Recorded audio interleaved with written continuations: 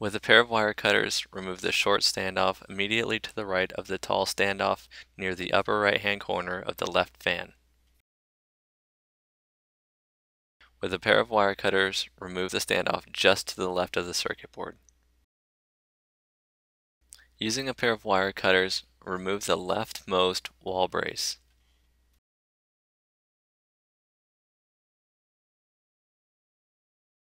Insert one 3/8 inch screw included in your parts kit into the inner of the two holes on the right side of the ballast mounting plate. Loosely install the corresponding nut on top of the 3/8 inch screw. Slide the upper right-hand notch on the Pony 132 ballast underneath the nut on the 3/8 inch screw and tighten down firmly.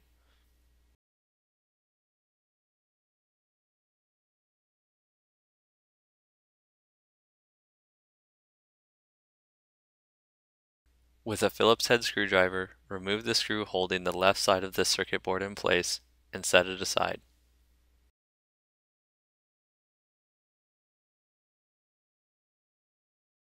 Next, install the Pony 132 ballast with the ballast mounting plate into the canopy.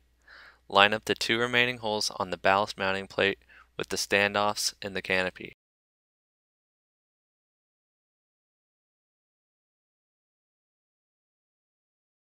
The hole on the left-hand side of the ballast mounting plate should line up with the standoff just to the right of the left-hand fan. Securely fasten into place using a Phillips head screwdriver.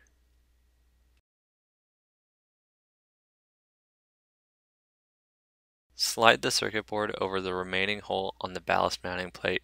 Using your Phillips head screwdriver, mount the ballast plate securely into place.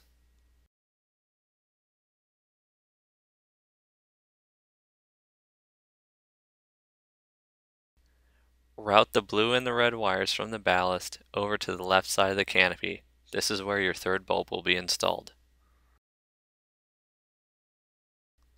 Next, you'll run the black and white power wires from the ballast to the right side of the canopy near the power switches. With a pair of wire strippers, remove approximately 1/2 inch of insulation from the brown wire that the Molex connector was removed from in the beginning of the installation.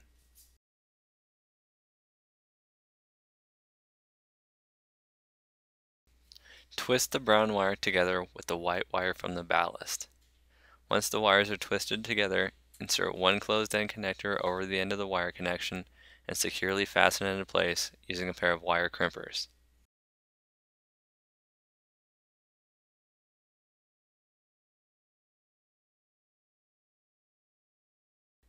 Safely tuck away any loose wires. With a pair of wire cutters, cut both black wires away from the large closed-end connector. Using a pair of wire strippers, remove approximately 1/2 inch of insulation from both black wires that the closed-end connector was trimmed off previously.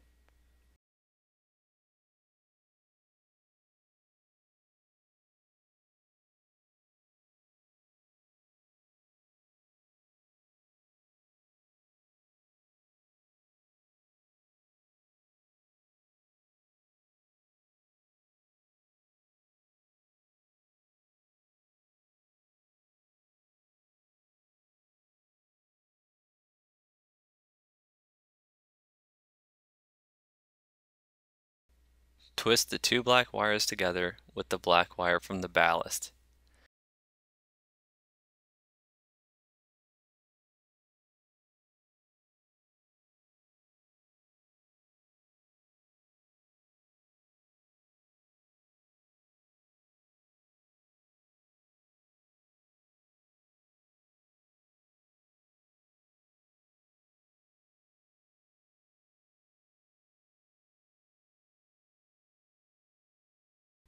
Once all three wires are twisted together, slide one closed-end connector over the wire connection and securely fasten it into place using a pair of wire crimpers.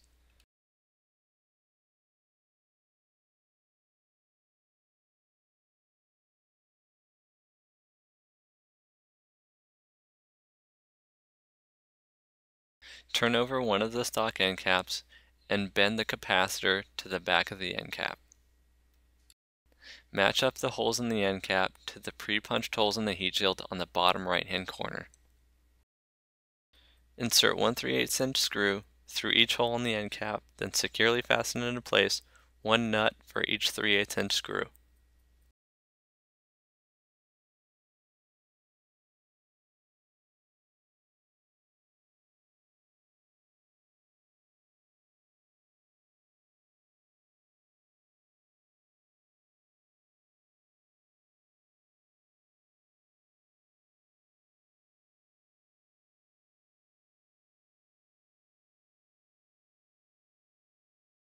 Once the first end cap is securely in place, repeat the same process for the second end cap.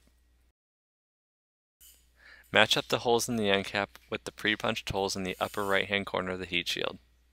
Fasten securely into place using 3/8 inch screws and the nuts provided.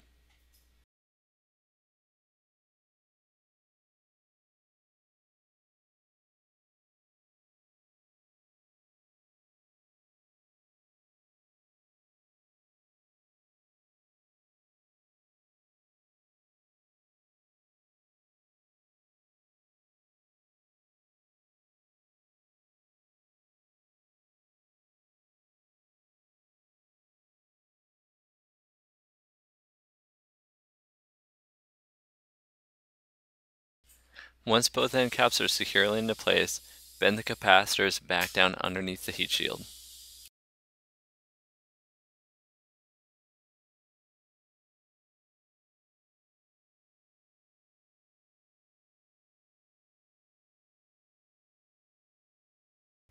Using the end cap provided in the parts kit, insert the blue and red wires from the ballast into the end cap as shown here.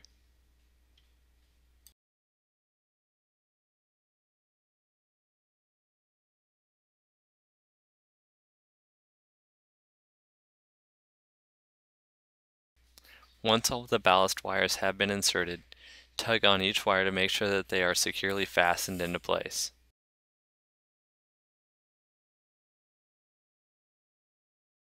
Line up the holes on the end cap with the pre-punched holes on the left-hand side of the heat shield. Using 2 more 3/8 inch screws, securely fasten the final end cap into place.